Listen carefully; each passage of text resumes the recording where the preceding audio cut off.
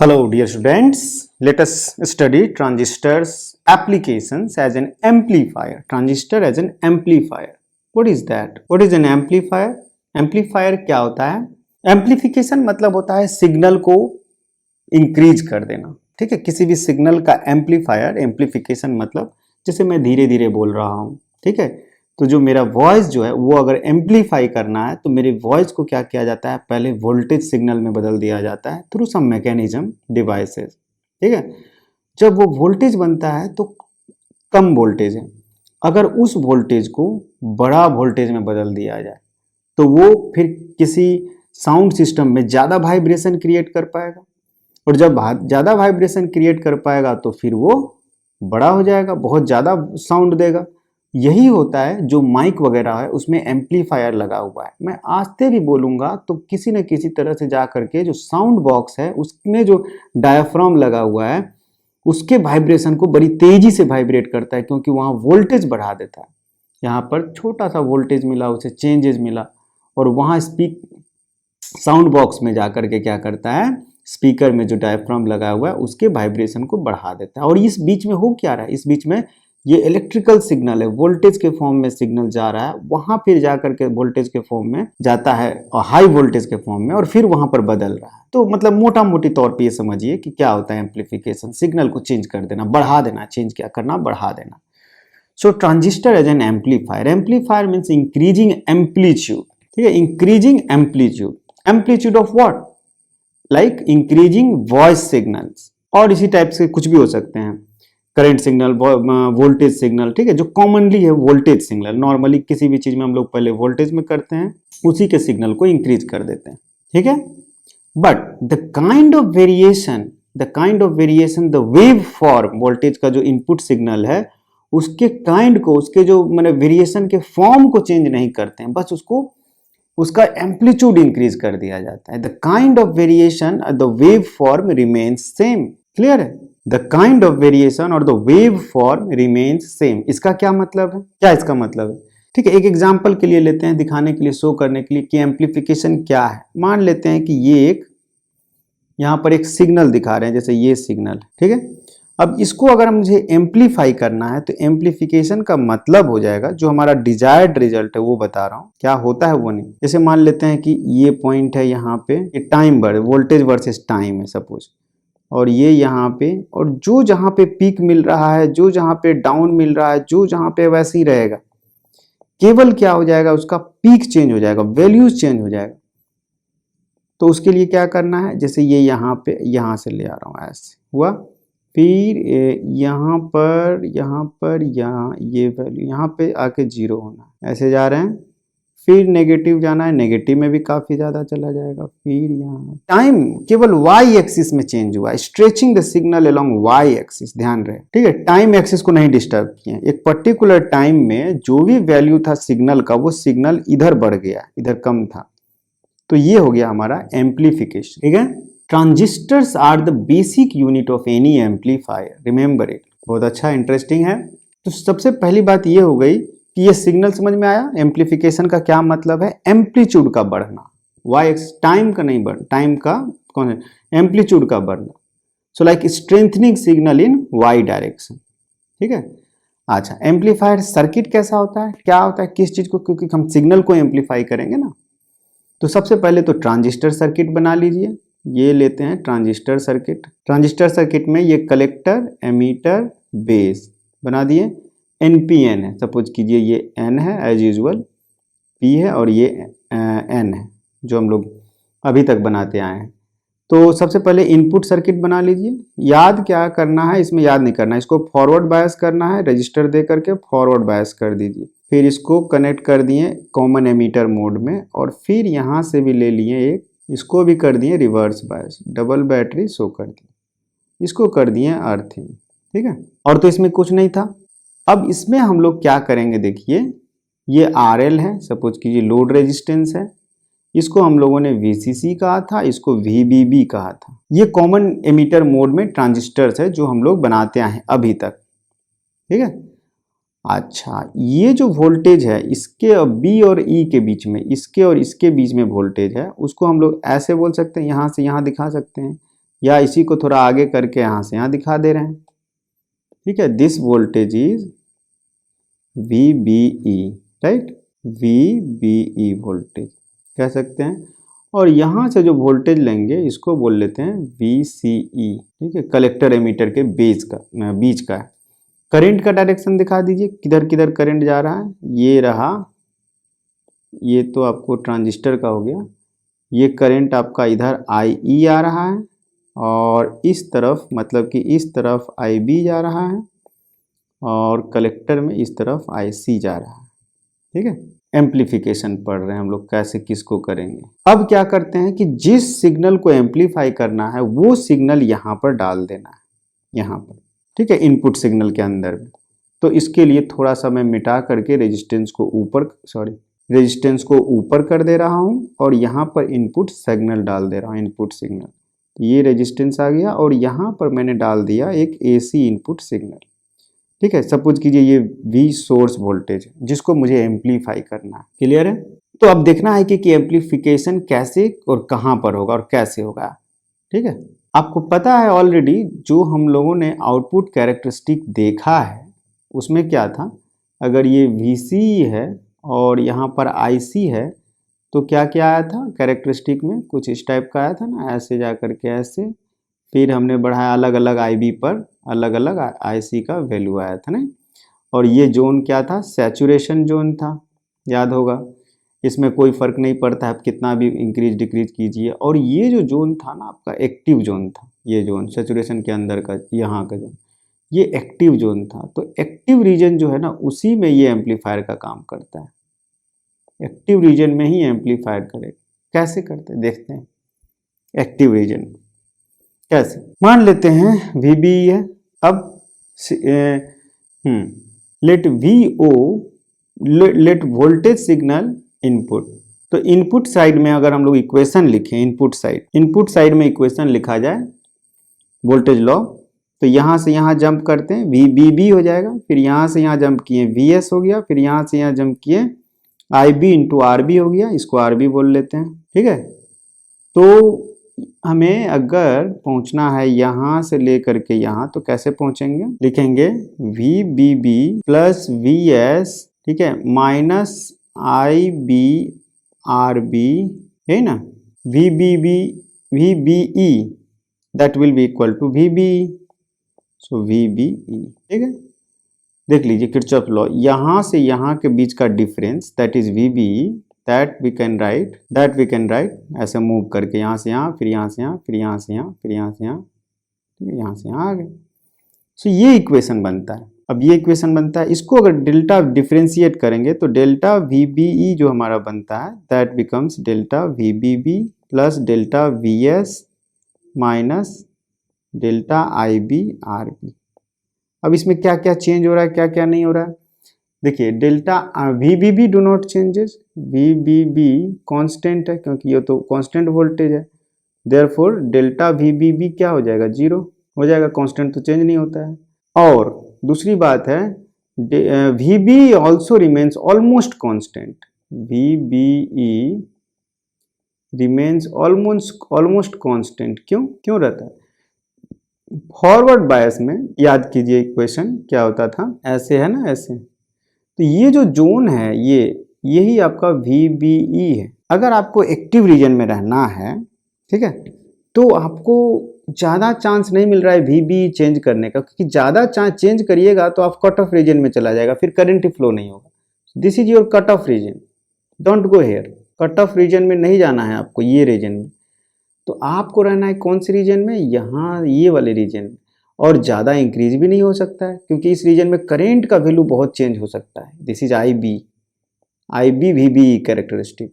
तो करंट तो चेंज हो जाएगा, very little change in this voltage you will get very high change in IB।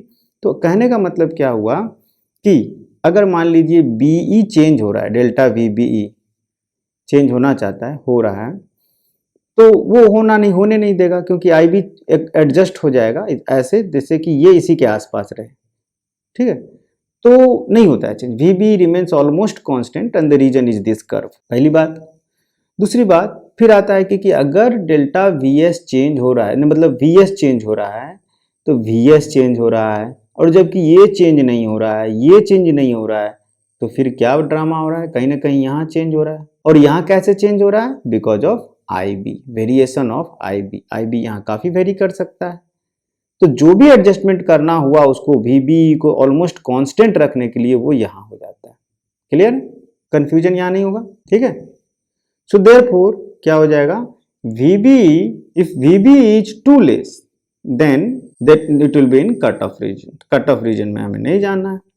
If signal changes delta V S, क्या बोले कि if signal changes, input signal delta V S change हुआ है, V B almost remains constant. क्यों रहता है constant, reason बता दिए, कर्व को याद कीजिए। I B changes accordingly to keep V B almost constant, remember the curve. So delta V B E zero हो गया, बेस एमीटर के बीच का कोई नहीं रहा, जीरो, चेंज नहीं हो रहा है तो लगभग लगभग जीरो कर सकते हैं। So therefore we get zero is equal to delta V S, इस वाले इक्वेशन से, कौन सा इक्वेशन, ये वाला इक्वेशन यहाँ पे जो दिख रहा है, ये जीरो कर दीजिए, ये भी जीरो हो गया, तो delta V S equal to delta I B R B minus, क्या लिखेंगे, minus I B, delta I B R B, यही ना। So delta V S by delta I B, this becomes equal to minus R B, right. ये एक equation आया, ये input side का equation आया, ठीक है। इसी तरह से आउटपुट साइड में लिखा जाए इक्वेशन। देखिए आउटपुट साइड में क्या लिखाता है, एम्प्लीफिकेशन को समझ रहे हैं। आउटपुट साइड में क्या इक्वेशन लिखिएगा, आपको VCE लिखना है, तो VCE के लिए क्या लिखिएगा, आप लिखिएगा VCC माइनस ICRL, यही ना, VCE equal to VCC minus ICRL। और इसी तरह से इसका डेल्टा VCE लीजिएगा, delta VCE this will be equal to delta VCC which is zero minus delta ICRL। अब यहाँ पे ये तो जीरो हो जाएगा, कांस्टेंट है, चेंज नहीं हो रहा है, तो delta VCE by delta IC that equal to minus RL हो जा रहा है। VCE को हम लोग बोल सकते हैं आउटपुट वोल्टेज, और VS को let us call, let delta VS equal to delta VI, I for input, and let delta VCE equal to delta VO as output voltage. O stands for output. So from these two equations, this is equation 1 and this is, let us say, equation 2. So from 1 and 2, what you get? Output by input. So delta VO by delta VS, change in output by change in input, you get as minus RL by RB times delta IC by delta IB. Now IC by IB is actually beta, so it is minus beta times RL by RB. बस ये हो गया आपका, this is called voltage gain. Now remember that the shape of the waveform remains same. बात किए थे ना हम लोग शुरू में। अब डेल्टा VO जो है और डेल्टा VI में क्या हो गया, बीटा तो फैक्टर है कांस्टेंट, और बीटा कब होगा, जब एक्टिव रीजन में होगा, इसलिए एक्टिव रीजन में ये काम करेगा। तो ये रेशियो RL बाय RB और बीटा है, बीटा ऑलरेडी 50 से 20 से 50 100 के बीच होता है, तो इसका मतलब आउटपुट वोल्टेज का जो वेरिएशन है वो काफ़ी ज़्यादा होगा कंपेयर टू इनपुट वेरिएशन, ठीक है। और अगर कर्व में देखा जाए तो कैसा, जैसे मान लेते हैं कि ये कर्व है, याद कीजिए इसमें IC वर्सेस VC भी आउटपुट वाला कर्व, तो उसमें क्या होता था आपको याद अगर है तो ऐसे जाके ऐसे, फिर ऐसे जाके ऐसे, है ना, सैचुरेशन और एक्टिव रीजन। तो एक्टिव रीजन में अगर आप मान लेते हैं IC को थोड़ा सा चेंज किए, IB को चेंज किए, IB को थोड़ा सा बढ़ाए हैं, मान लेते हैं इतना बढ़ाएं डेल्टा IB, तो कॉरस्पॉन्डिंगली आपका IC भी बढ़ा, है ना। आप IB को बढ़ा रहे हैं, IB डैश कर ले रहे हैं, तो IC भी बढ़ जा रहा है। एक्टिव रीजन में तो यही हो रहा है। Suppose this is delta IC, so this also is actually कहीं ना कहीं यहाँ पर, if this is IB for particular, this is another IB dash, नहीं, ठीक है, ये हो रहा है एक्टिव रीजन में। तो वही चीज होता है यहाँ पे।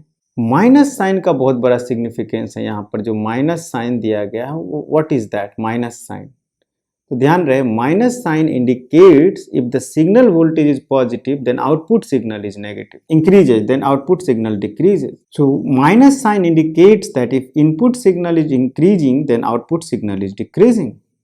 ठीक है, जिसका मतलब क्या हो गया कि अगर एम्प्लीफिकेशन इस प्रोसेस से हम करेंगे तो कैसा एम्प्लीफिकेशन होगा, डिजायर्ड एम्प्लीफिकेशन होगा कि कुछ और होगा. क्यों कि अगर आप इससे करिएगा तो मान लेते हैं कि ये सिग्नल है इनपुट सिग्नल लेटेस्ट से, और इसका जो आउटपुट सिग्नल होगा, suppose this is we input versus time, इसका जो आउटपुट सिग्नल होगा वो कैसा आएगा, थोड़ा देखते हैं वो कैसा आएगा. जैसे कि ये टाइम है तो इसका जो आउटपुट सिग्नल आएगा वो आपका इन्वर्टेड हो जाएगा, इंक्रीज हो रहा है तो डिक्रीज होगा, ये एम्पलीफाई तो हो ही जाएगा. तो ऐसा कुछ आ जाएगा, ऐसे एम्पलीफाई हो रहा है लेकिन इन्वर्ट हो गया, ऐसे कुछ हो गया, एम्पलीफिकेशन हो गया, एम्पलीट्यूड बढ़ गया. अगर ध्यान दीजिए ये हाइट जो है ना इसके कंपेयर में बढ़ गया सब जगह, लेकिन इन्वर्ट हो गया. तो इसका मतलब ये बोलते हैं कि ड्यूरिंग एम्पलीफिकेशन क्या होता है ना, phase change of pi takes place. इसमें दिख रहा है क्लियरली कि phase change of pi takes place. तब वो नेगेटिव साइन का इंपॉर्टेंस बता रहे हैं कि क्या नेगेटिव साइन का इंपॉर्टेंस हो. ठीक है, इसको हम लोग बोलते हैं वोल्टेज गेन. ठीक है, ये जो रेशियो आया था delta VO by delta V I, that is voltage gain, that was equal to minus beta times R L by R P. तो सबका सिग्निफिकेंस है यहाँ दिख रहा है. ठीक है, ट्रांजिस्टर कैरेक्टरिस्टिक की अगर बात करें, एक बार और ट्रांजिस्टर बनाते हैं. कैसा दिखता है ट्रांजिस्टर, ये रहा ट्रांजिस्टर, एनपीएन ट्रांजिस्टर. बार बार बनाइए, आप लोग को भी बोला जा रहा है बार बार बनाइए. Forward bias, then this is in reverse bias, double battery, ये आपका बना ट्रांजिस्टर. ठीक है, अब ये वीसीसी, ये वीबीबी, ये आपका करंट, ये P है ये N है, तो करंट ये IB, ये करंट आपका IE, ये करंट आपका IC, यही सब है ना, ये IB और ये IC. So I equal to I plus IC, ये सब लिखते हैं आप. अब इसमें एक चीज, अगर VO versus VI graph draw किया जाए, output voltage versus input voltage, तो कैसा ग्राफ आएगा जरा सोचिए. इसमें अगर सपोज कीजिए कि V इनपुट जो है यहां से जो वोल्टेज दे रहे हैं, वो वोल्टेज जो आप दे रहे हैं VBE वो बहुत कम है, तो जीरो मान लेते हैं, जीरो आपने दिया ही नहीं है, तो फॉरवर्ड बायस हुआ नहीं. तो जब फॉरवर्ड बायस नहीं हुआ तो कलेक्टर में कोई करंट नहीं गया, और जब कलेक्टर में कोई करंट नहीं गया तो जो VO हो गया, VCO या VO, वो किसके बराबर हो गया, सिंपली VCC जो हो गया उसके बराबर हो गया. इस पॉइंट का जो भी वोल्टेज होगा, क्योंकि यहाँ कोई वोल्टेज ड्रॉप तब नहीं होगा क्योंकि IC नहीं है. तो जब IC नहीं है तो there is no voltage drop, तो whatever is voltage VCC that will be here as output voltage. ठीक है, आउटपुट वोल्टेज किसको बोले थे, इस डिफरेंस को, यहाँ से यहाँ तक के डिफरेंस को, VCE, रिमेंबर. ठीक है, तो इसको अगर हमने बायसिंग नहीं दिया है, इसको, ये जो कि I है और ये जो कि O है, तो उस समय क्या होगा, यहाँ पे कहीं होगा, उसको हम लोग बोल लेंगे लेटेस्ट से, ये जोन है इसको हम बोल लेते हैं VC. VC, ये पॉइंट C है तो C पर मान लेते हैं VC होगा. ठीक है, तो VCC के बराबर हो जाएगा. कब VCC हो जाएगा, जब IC 0 है, जब VI 0 है तो IC 0 है. और ये कब तक रहेगा, जब तक कि वो प्रॉपरली फॉरवर्ड बायस नहीं हो जाता है. तो मान लेते हैं यहाँ पर आने के बाद वो प्रॉपरली फॉरवर्ड बायस हुआ है. उसके बाद जब बायस हो जाएगा तो जैसे जैसे आप VCC बढ़ाइएगा वैसे वैसे करंट जो है आपका IC बढ़ेगा, और IC बढ़ने से क्या होगा कि आपका आउटपुट वोल्टेज घटेगा. याद कीजिए क्या था formula, VCE equal to VCC minus ICRL, यही ना है. तो आप क्या कर रहे हैं, IC बढ़ा रहे हैं तो VCC से घट रहा है, तो आउटपुट वोल्टेज घट रहा है लीनियरली एक्टिव रीजन में. बीटा का फॉर्मूला याद कीजिए, ये घट रहा है, थोड़ा सा स्टीप बनाते हैं इसको, सॉरी थोड़ा स्टीप बनाते हैं, ये घट रहा है. लेकिन घटते घटते एक समय ऐसा आ जाएगा देखे हैं हम लोग कि इतना ज़्यादा रिवर्स बायस हो जाता है, नहीं, उसका रिवर्स बायस घटते जाता है। क्या देखें हम लोग, अगर आईसी बढ़ाते जाएंगे, यहाँ पे आरएल है, आईसी अगर बढ़ाते जाएंगे तो बढ़ाते बढ़ाते वीसीई का वैल्यू क्या हो जाएगा, लगभग घटते घटते जीरो हो जाएगा। जीरो के आसपास आते आते क्या हो जाएगा, वो प्रॉपरली रिवर्स बायस नहीं रहेगा, एक सैचुरेशन स्टेट आ जाएगा ऑलमोस्ट जीरो के आसपास। So there is no output voltage. So यहाँ पे अगर हम लोग बांटें इसको जोन में, तो ये आपका है कट ऑफ जोन, नहीं, कट ऑफ रीजन, और ये एक्टिव रीजन, और ये सैचुरेशन रीजन जिसमें कि रिवर्स बायसिंग प्रॉपर नहीं हो पा रहा। ठीक है, तो ये एक्टिव रीजन है, और इस एक्टिव रीजन में जानते हैं क्या होगा, ये स्विचिंग का भी काम करेगा एक्टिव रीजन में। ये आपका एक्टिव रीजन है। क्यों एक्टिव रीजन है? इसमें देखिए, इसमें delta V O delta V I का वैल्यू आपका आ रहा है। ठीक है, इधर डेल्टा वी आई, इधर delta V O, voltage gain दिखाई देगा यहाँ पे। So we have 3 zones, that is cut off zone, active zone and then saturation zone. तीनों को अच्छे से समझिए, तीनों में क्या क्या फंक्शन है, कैसे कैसे हो रहा है। ठीक है, वोल्टेज गेन का फॉर्मूला भी हम लोगों ने देखा। अब ट्रांजिस्टर एज ए स्विच जब काम करता है तो कैसे काम करता है, कुछ करना ही नहीं है। अब इतना अगर समझ में आ गया तो एज ए स्विच तो हो ही गया ये ऑलरेडी। क्या करना था, आप मान लेते हैं कि इसी सर्किट में थोड़ा सा मॉडिफिकेशन कर देते हैं। इस ट्रांजिस्टर में एक थोड़ा सा मॉडिफिकेशन करते हैं। मान लेते हैं यहाँ पे एक हमने स्विच डाल दिया, ये स्विच डाल दिया, बैटरी के पास ही एक स्विच डाल दी। अब जब ये स्विच ओपन रहेगा, ठीक है, व्हेन स्विच इज ओपन, ये एस डाल दिया हमने, बाकी सब वही था, आर बी जो डालना, ये स्विच है। So when S is open, suppose कीजिए एस इज ओपन, तो क्या होगा, आई बी जीरो होगा, आई सी जीरो होगा, ये कट ऑफ रीजन में होगा। Transistor input circuit is in cut off region, तो कट ऑफ रीजन में ट्रांजिस्टर्स करंट फ्लो नहीं होने दे रहा है, तो ये स्विच हो गया है, आउटपुट कुछ नहीं मिलेगा। याद कीजिए, ये आपका हो गया, है ना। तो इस वाले रीजन में आप हैं, यहाँ से यहाँ तक वाले रीजन में, और जैसे ही आप स्विच ऑन करते हैं, सपोज कीजिए बैटरी का वैल्यू जो है VBB का वैल्यू और RB का वैल्यू इस तरह से दिया गया है कि वो तुरंत सैचुरेशन जोन में चला जाता है। ठीक है, वो क्या है ना, एक्टिव जोन में नहीं रह के सैचुरेशन जोन में यहाँ पर जंप करता है। जैसे ही आप कनेक्ट करते हैं तो यहाँ आ जाता है, ये स्विचिंग जोन होगी, यहाँ आ जा रहा है, तो सडनली सैचुरेट हो जा रहा है, करंट फ्लो करने लग रहा है ना। ये आउटपुट वर्सेस इनपुट है, तो ये आपका हो गया स्विचिंग जोन। जो भी पर्टिकुलर फॉरवर्ड बायसिंग दीजिएगा उसके कॉरस्पॉन्डिंग जो है आउटपुट वोल्टेज आपको मिलने लगेगा इस जोन में, है ना। ये स्विचिंग जोन हो गया। फायदा क्या है इसमें, इसमें फायदा ये होता है कि आउटपुट वोल्टेज जो है वो नॉर्मली ज्यादा होता है, बहुत ज्यादा, मान लेते हैं कि किलो वोल्ट में है, तो small changes in input voltage, large changes in output voltage. तो switching from high value to low value and low value to high value, switching कर सकते हैं। मतलब कि इनपुट सर्किट में कम करंट की वैल्यू को कंट्रोल करके आउटपुट के बहुत हाई वोल्टेज करंट को क्या ऑन ऑफ किया जा सकता है, ये इसका स्विचिंग का मतलब हो गया। ठीक है, so switching from high value to low value and low value to high value can be done, right. Clear हो गया ये। तो किस तरह से ट्रांजिस्टर जो है स्विच की तरह काम करेगा, किस तरह से एम्पलीफायर की तरह काम करेगा, ये चीज अब हमें क्लियर होगी। अगले लेक्चर में देखेंगे कि ट्रांजिस्टर एज एन ऑसिलेटर कैसे काम करता है। ओके।